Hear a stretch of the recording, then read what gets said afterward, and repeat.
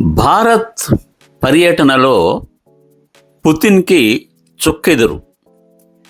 Ukraine Russia యుద్ధం. భారత్ వైఖరి స్పష్టంగా చెప్పిన ప్రధాని మోడీ, భారత్ తటస్థంగా లేదు, శాంతి వైపు ఉంటుంది. అంటే దీని అర్థం రష్యా యుక్రెయిన్పై దాడిని భారత్ సమర్థించదు, సాధ్యమైనంత త్వరగా శాంతి ఒప్పందానికి అంగీకరించమని రష్యాకు సలహా.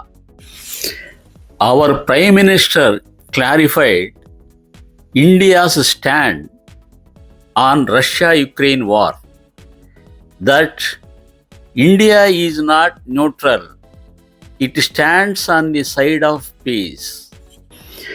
భారత్ రష్యా ఆయిల్ కొంటుందని అమెరికా భారత్ ఎగుమతులపై 50% ఎగుమతి సుంకాలు విధించినందువలన భారత్లో ఎగుమతులు చాలా వరకు ఆగిపోయాయి.